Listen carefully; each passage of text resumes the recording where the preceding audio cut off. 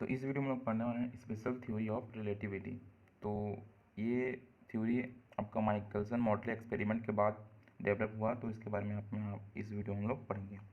From the negative result of the Michelson model experiment it is concluded that the speed of light remains the same in all those frame of reference which are in motion with the constant velocity relative to the light source. But according to the light source, the Galilean transformation, the apparent speed of the light depends upon the velocity of the observer. To remove this contradiction, Einstein modified the classical principle of space and time.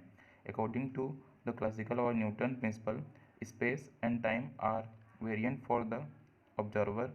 All observer space and time are unaffected by the motion of the observer. But Einstein resumed that this fact is true only when the speed of particles is very small in comparison to the speed of light. When the speed of particle is comparable with the speed of light, the space and time are variant with respect to the different observer. Both space and the time are variant for the different observer at the relativistic speed. This modification of the Newton's concept by the Einstein is called the principle of relativity. तो इस theory में ये बताया है कि सबसे पहले Michelson model experiment जो फेल हुआ, उससे हमको ये पता चला कि आपका जो स्पीड ऑफ लाइट है, ठीक है, मान लो एक लाइट यहाँ से ट्रैवल कर रहा है सी, ठीक है, speed of light C is equal to 10⁻⁸ metre per second. तो ये मान लो स्पीड लाइट यहाँ से ट्रैवल कर रहा है, यहाँ पे कोई टॉर्च वॉर्च वगैरह है, तो अगर ऑब्जर्वर यहाँ पे रहे या यहाँ पे रहे या किसी कार में बैठा हो, तो उसके लिए ये हमेशा सेम रहेगा, ठीक है। ये चीज़ कंक्लूड किया गया, ठीक है, जब माइकलसन मॉडल एक्सपेरिमेंट फेल हुआ। उसके बाद जो न्यूटन का टाइम एंड स्पेस थ्योरी था, उसमें ये कहा गया है कि जो स्पीड ऑफ लाइट है, ठीक है, मान लो एक आदमी यहाँ पे बैठा है किसी भी रॉकेट या किसी भी एरोप्लेन में, ठीक है, तो इसके साथ साथ ये इसका जो लाइट है ये भी जल रहा है, ठीक है, एरोप्लेन का। तो अगर तो न्यूटन्स थ्योरी के हिसाब से क्या कहते हैं, ये जो स्पीड ऑफ लाइट है, इसके साथ अगर कोई भी चीज़ मूव कर रहा है कितने भी वेलोसिटी से, ठीक है, तो स्पीड ऑफ लाइट हमेशा सी ही रहेगा, इसको कोई फ़र्क पड़ने वाला नहीं है, ठीक है। नहीं तो क्या होता, इसका स्पीड और ये एरोप्लेन का स्पीड दोनों प्लस हो जाते, सी प्लस भी हो जाता। लेकिन न्यूटन्स का क्या कहना है कि ना कोई इफेक्ट नहीं होगा, चाहे कोई कितना भी स्पीड इसके रिलेटिव्स कोई भी कितना भी स्पीड चलता हो या कोई भी कितना स्पीड पीछे आता हो, स्पीड ऑफ लाइट को कोई फ़र्क नहीं पड़ने वाला। फिर इसी चीज़ को आइंस्टाइन ने ये मॉडिफाई किया कि स्पीड ऑफ लाइट को तब फ़र्क नहीं पड़ेगा जब सामने वाला या उसके साथ वाला का एकदम कम वेलोसिटी हो, ठीक है, ये बहुत कम हो सी से। अगर ये सी के कंपेरेबल हो वेलोसिटी, मतलब मान लो एक एरोप्लेन या रॉकेट जा रहा है, एक मिनट, एक एरोप्लेन या रॉकेट जा रहा है, ठीक है, कितने स्पीड से, सी से थोड़ा कम, ठीक है, सी से थोड़ा कम, मान लो सी से थोड़ा कम, और एक लाइट यहाँ से ट्रैवल कर रहा है, तो अगर ये इससे थोड़ा सा ही कम है, इसके कंपेयर में है, तो हम लोग यहाँ पे जो इफेक्ट होता है सी प्लस वी या सी माइनस वी, ये होगा, मतलब रिलेटिव वेलोसिटी पता हो जाएगा। अगर ये एक वेरी स्लो वेलोसिटी है, एकदम कम वेलोसिटी है, ठीक है, तब इसको कोई फ़र्क नहीं पड़ेगा, ये बोला आइंस्टाइन ने। तो इसी थ्योरी को हम लोग को आगे पढ़ना है। तो उन्होंने दो थ्योरी दिए हैं, हम एक एक करके दोनों थ्योरी के एग्जाम्पल के साथ पढ़ने वाले हैं। तो ये first theory, all the frame of reference relative to motion with a constant velocity are equivalent for the description of the law of the physics।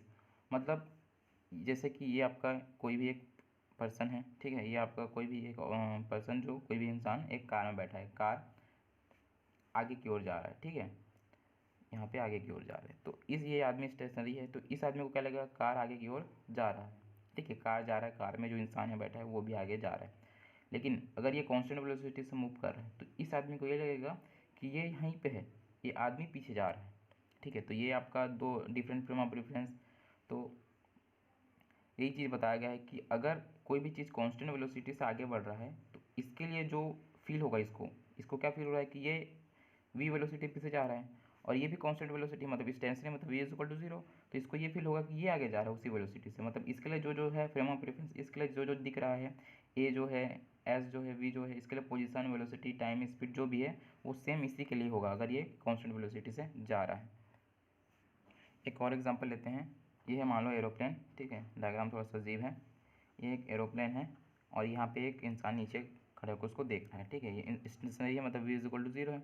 अगर ये v वेलोसिटी से कांस्टेंट वेलोसिटी से आगे बढ़ रहा है तो इसको क्या लगेगा कि ये इंसान कांस्टेंट वेलोसिटी से पीछे जा रहा है, ये वहीं पे स्टेशनरी है। अब इस वाले को क्या लगेगा कि ये कांस्टेंट वेलोसिटी से आगे जा रहा है, मतलब इसके लिए ये जो रहेगा, मतलब इसके लिए इसका वेलोसिटी, स्पीड, टाइम जो भी रहेगा वही चीज़ इसके लिए भी इसके लिए रहेगा, ठीक है। मान लो ये इंसान इसका वेलोसिटी निकाल रहा है v = 0, ठीक है, a = 0, टाइम = 0, कोई भी, ठीक है। तो इसके लिए यही सब सेम रहेगा, ठीक है।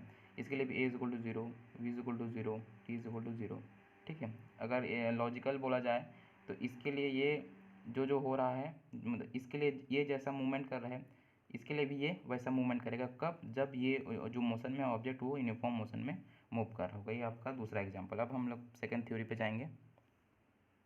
तो सेकंड थ्योरी बोलता है the speed of light is equal in all the inertial frame of reference, it value does not depend on the direction and relative velocity between the light source and the observer. यही जो मैंने आपको Einstein ने जो बताया था Newton's principal को जो उसने मॉडिफाई किया था उसी के बारे में है ये। जैसे मान लो एक कार है, ये आगे जा रहा है 50 km/s से, ये एक कार है इधर आ रहा है 40 km/h की स्पीड से, ठीक है, ये आवर था। तो यहाँ पे जो ऑब्जर्वर है उसके लिए क्या फील होगा इसको कि ये तो 40 से आगे जा रहा है, साथ ही ये पीछे भी आ रहा है, मतलब ये चीज़ कितने स्पीड से आ रहा है, 90 की स्पीड से आ रहा है, ठीक है। ये आगे जा रहा है, ये पीछे आ रहा है, मतलब दोनों का प्लस हो जाएगा। अब इस वाले के लिए भी ये फील होगा, ठीक है। ये 40 से जा रहा है, 40 का 40, अगर ये 50 से पीछे आ रहा है तो ये 40 के साथ 50 भी ऐड हो जाता है, तो कितना हो जाएगा, ये भी इसके लिए भी ये 90 की स्पीड से आ रहा है टाइप का फील होगा, ठीक है। तो यही जो कॉन्सेप्ट रिलेटिव वेलोसिटी का, मतलब ये ऑब्जेक्ट के साथ कोई दूसरा अपोजिट डायरेक्शन कर रहा है तो ऐड हो जाता है, इस ऑब्जेक्ट के सामने कोई अगर अपोजिट डायरेक्शन मूव कर रहा है तो वो भी ऐड हो जाता है। लेकिन यही चीज़ लाइट के साथ नहीं होता। कब नहीं होता? जब जो कोई भी ऑब्जेक्ट है, मान लो यहाँ पर लाइट फुल स्पीड से ट्रैवल कर रहा है, c = 3 × 10⁸ मीटर/सेकंड की स्पीड से ट्रैवल कर रहा है, और इसी के साथ ये भी उसी स्पीड से ट्रैवल कर रहे हैं। तो इसको कुछ फ़र्क नहीं, इस लाइट को कुछ फ़र्क पड़ने वाला नहीं है, इस ऑब्जर्वर को, इसको ये c इतना ही दिखेगा, इसका जो वेलोसिटी है उसको कोई फ़र्क नहीं पड़ेगा, क्योंकि ये कम बहुत कम है, 50 km/h बहुत कम है इसके हिसाब से, तो इसको कोई फ़र्क नहीं पड़ेगा। अगर ये कार इसी के आसपास से जा रहा है तब इसको फ़र्क पड़ेगा, मतलब इस ऑब्जर्वर के लिए ये कुछ बदल जाएगा, ठीक है। सेकेंड एग्जाम्पल देखते हैं। मान लो एक कार है, उसके अंदर लाइट है, ठीक है, जो हेडलाइट रहता है वो भी जल रहा है, और ये कार मान लो 50 की स्पीड से आगे बढ़ रहा है। तो इस ऑब्जर्वर को इस लाइट में कोई इंक्रीजमेंट या कोई डिक्रीजमेंट नहीं दिखेगा ना। इसका वेलोसिटी c है, मान लो इसका वेलोसिटी v है, तो इसका c + v कुछ नहीं होने वाला, c - v भी नहीं होगा, c + v भी नहीं होगा इसके लिए, क्योंकि ये स्पीड ऑफ लाइट है। इसके कंपेरिजन में ये कार बहुत कम मूव कर रहा है। अगर इस लाइट की स्पीड के साथ ये कुछ थोड़ा मोड़ा ज़्यादा या कम होता तब ये ऐड हो जाता या माइनस हो जाता, लेकिन ये तो बहुत स्पीड है, ये बहुत कम है, तो जब ये इसके कंपैरिजन में ये कार मूव करेगा लाइट के तब ऐड होगा या तब माइनस होगा, और इसके कंपैरिजन में मूव नहीं करेगा तब ये इस स्पीड ऑफ लाइट को कुछ घंटा फर्क पड़ने वाला नहीं है। तो ये आपका सेकंड रिलेटिविटी का थ्योरी है।